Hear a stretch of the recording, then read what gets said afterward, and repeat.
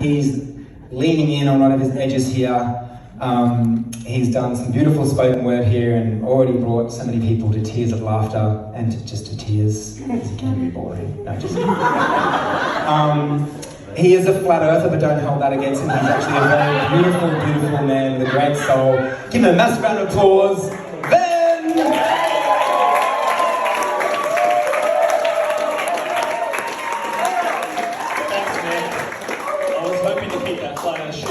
Because I get judged by people who haven't looked into it. Give it up for Nick, everybody. Look at this event. So much crack community. And we actually don't mind him looping up and putting his hands all over our women. So it's always really fun. He's definitely touched my girlfriend's boobs. But I don't mind. I love him. Look, to be fair, he touches mine too. It's fine. It's fine. Oh, wow.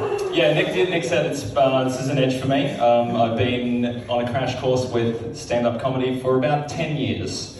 And I pushed it away until Nick forced it upon me. He's essentially comedy raping me.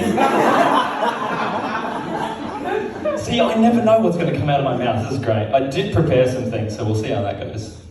I'd like to talk to you all a little bit about my childhood because it was a little unconventional.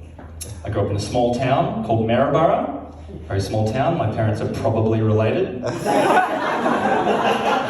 explain a lot. Yeah, a few birth defects perhaps.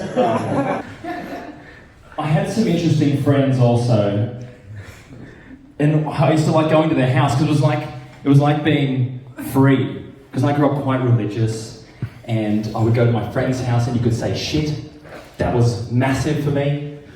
They called their dad Rob. I thought, this is a fucking alternate dimension I get to live in. It was rad. So one day, the parents weren't home. So we decided to stretch the limitations of our freedom. And one of our friends was a chemistry student, and he taught us how to make a bomb. It's pretty easy. I'll give you the recipe. Chlorine, sugar, and water. You can buy all this shit at the supermarket. Equal portions of each, put it in a Coke bottle, shake it up, run away. So we decided to also, we'd made a few of these in the past, and we'd usually just throw them in the drains and watch all the drain things pop up on the road as the sound hurtles down the drains. This one day in particular, we decided to just do it in the backyard. But we thought, let's make it more interesting. Let's wrap this Coke bottle, a 3-litre Coke bottle, it was the 90s. We decided to wrap it in like material tape. You know that tape that's like, you've got to use your teeth to tear the fucking thing open? We thought, let's wrap it up in that because it'll extend the fuse. We also decided to add some resistance to the bomb because we'd learned that the more resistance you put against something, the more force it exerts. Science. So we got a 20-litre steel oil drum, put it over the bottle. Then we got a log that took 2 of us to lift and put that on top of the tin. Now this gave us you get about 40 seconds to a minute of your fuse as it counts down, as the chemicals mix, as the pressure builds up in the bottle. So we're standing there, no phones or anything, because once again it was the 90s. So we had a watch, and we're counting, and we're about 35 seconds in. We're like getting super excited, getting a little tingly feeling in the tip of our penises. Oh, shit's gonna go off! Now we were under the assumption that no one was home. And then we hear a voice on the 2nd floor of the house. It was my friend's grandmother. We didn't know she was going to be home. She'd actually just shown up that day for about 2 weeks' holiday. She leans out the window, very chirpy, very chipper. Hi boys, I'm about to make some sandwiches. Would you... The loudest fucking noise we've ever made. And I'm a drummer, like it was loud as shit. The log flies up into the air about 45 metres. The windows on the Queenslander, like a force field goes like... Grandma flies backwards over the couch. We don't know whether to be impressed at our bomb or concerned about Grandma. But the three of us collectively took stock of the situation against all of our male instincts. We took all the information in at once and we fucked off. I think we realised what was going to happen. And we collectively just got the fuck out of there. So we ran down the road and hid in the drains where we usually throw the bombs. And it was a good hiding spot because you could still see the house, but they couldn't see you. And remember, if you didn't catch it before, it was the 90s. My friend was still on his wristwatch like this because we thought for sure the police are coming. And that took 12 minutes. The police arrive. Grandma, it's taken her about 12 minutes to get her fucking shit together, to get down to the front gate, to meet the police, where she's trying to explain to them what the fuck happened, when she doesn't even know what happened, but she knows we are responsible for it. You can hear her down the street, fucking kicking the gate. The police are like, calm down. A few hours go by, we wait for the police to leave, Grandma to calm down. But we played out this scenario in our heads of what has happened. Grandma's definitely called Rob, as we remember from earlier in the story. They called their dad Rob. So we're dreading Rob coming home. Once again, it was the 90s when they beat kids for being naughty. So we thought we're definitely getting our asses handed to us. Rob pulls us aside when he gets home. And it scares the shit out of us because he's so calm. And that's way more terrifying than someone angry. When someone's angry, you know what's coming. But when someone's calm, and they look you dead in the eyes, and they say, boys, if you ever do that shit again, Grandma's gonna kick your ass till your fucking nose bleeds. That has stuck with me my whole life. But at the time, I also had a bit of a blood phobia, so I was like, ugh, no thanks, I don't want any of that. But kicking your ass till your nose, that's a lot of kicking. I don't know if you can think about that for a second. But it scared me straight. It really made me, get my life together a little bit. And I think this influence... Well, I mean, that's the image I want to portray anyway. This is a joke, so it's probably not as true as you think. No, this actually is all true. This actually 100% happened. But it sort of set the template for my life in the jobs that I chose. I wasn't your conventional kid who had, whatever jobs, or, I did work at McDonald's for a couple of years in high school. But the best job I think I managed to get was working at Movie World as Batman. Now, if you went to Movie World between 2004 and 2008, chances are you have a photo with me dressed as Batman. Yes. Corey definitely does. My next daughter was probably also very scared of me. I probably do as well. Alex, awesome. So yeah, after this, go back on your Facebook pages or wherever you kept these. Actually, I had hard copy photos. It was early days, it was pre-Facebook. And I used to probably scare the shit out of everyone in the Matrix exhibit. Did everyone go to the Matrix exhibit when you went to Movie World? Does everyone remember this? So when the Matrix films finished, they bought all of the sets and put them in this giant warehouse where you could walk through and be like, oh, squiddies. And we would go out in the park sometimes dressed as Neo or Trinity. I wouldn't be Trinity, of course. I'd be Neo. And we would stand in the darkness with the light underneath us. Dead still. People would walk up to us, especially big Maori guys. They were the most fun because you get to make a giant guy squeal like a little girl. Because you would stand there and they would try to touch your face. And then Neo would do this.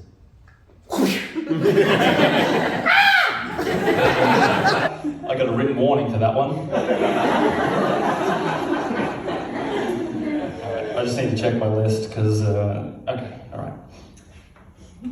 Movie World was a bit of a stepping stone for me into working in television and films. I eventually ended up working in Hollywood. I was on a couple of TV shows, but I'll get to that.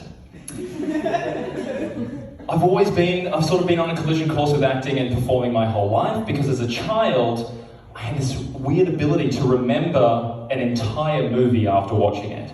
And then I would walk around the house for weeks afterwards, reciting it, and using the characters' voices and lines to answer my parents.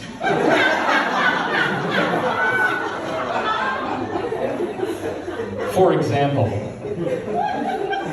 when my mother would say, "Do you love me?" I would look at her and say, "I may not be a smart man, but I know what love is."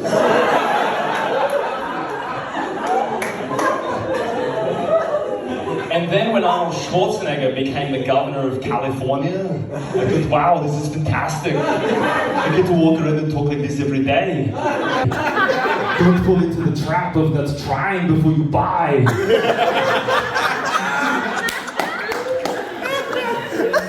Because his enunciation is just fantastic. Oh my God, do it now! It's the whining. One of his favourite phrases that I used to say to little kids just to fuck with them is, especially after they'd finished eating, I get down to the level, I look them right in the eyes, and I say, "I hope you leave enough room for my fist, because I put a rabbit in your stomach, and rip out your goddamn spine!"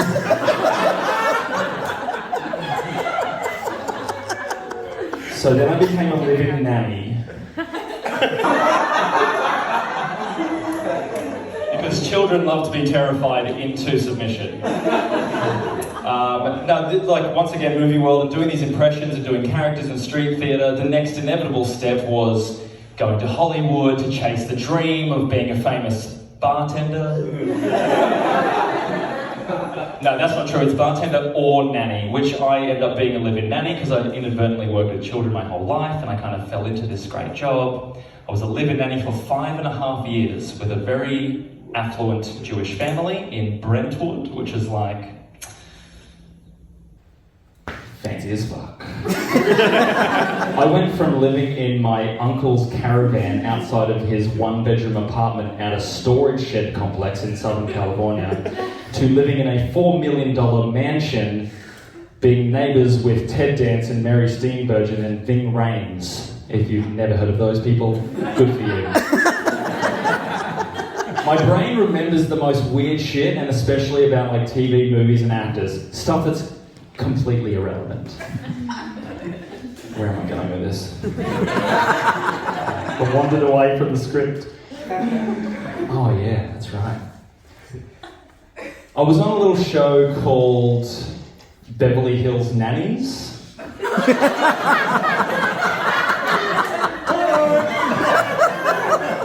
It was on ABC, it followed Pretty Little Liars, and we had the highest grossing television premiere of all time for ABC, which is Disney. Yeah, it was a pretty good achievement. We had like 1.2 million viewers. So I went from a nobody to, like gay men and 14-year-old girls knowing who I am. Overnight success, you might call it. But look, it was a pretty easy $10,000 soul exchange. It's all it costs to sell your soul. It's only 10 grand. So, I also got to work on another television show called American Horror Story. I don't know if anybody's into horror. I'm not anymore because it's desensitizing. But I was in season 5, Hotel, where you see me nailed to a headboard with my eyes cut out, my tongue cut off, and my Viagra-filled penis superglued inside of a dead girl. And I was still alive. Yeah, brutal. She had a curtain rod through her chest and also nailed to the headboard. It's about 15 minutes in. But it was really fun. I got to work with some really great actors, some really accomplished actors. I got to be directed by the creator of the show, which was a beautiful experience for me. I really felt like I had made it. And it's interesting when you get jobs like this that you make a shitload of money and then you think about the audition process, like how did I actually get this job? Because I did one audition for Verizon Wireless. Has anyone heard of Verizon Wireless? They're the Telstra of America, except America still owns it. for this audition, I had to do a 2.5-minute monologue that they supplied me. I actually prepared for it, kind of like I did for tonight. I'm usually a last-minute guy. I'm usually like, I even met with a friend today and like went over some of these stories just to make sure they were funny. So far, so good. So I learned this monologue. I had to do it in an American accent, and I crushed this audition. To toot my own horn, the camera operator afterwards said to me, "Thanks for being prepared." That's like music to an actor's ears. I was like, "You're welcome, pal. I'm an actor. It's my job." What a douche. And when you find out about getting these jobs, like they usually leave you hanging for about 2 to 3 years. No, 2 to 3 weeks of you just on the edge of your seat, because I forgot to mention this commercial was worth $40,000. Yeah, game changer, life changer for me. I could have quit being a nanny that day. Would have been awesome. So I see the commercial on television, and the guy doing the commercial is Samuel L. fucking Jackson. Like, what a waste of my goddamn time. I spent all this time preparing this monologue, crushing it in the audition process, feeling really good, like I'm gonna book it, and then they book a guy that I bet didn't even read for it. And then I think about the audition I did for American Horror Story, and it went a little something like this. Okay, thanks.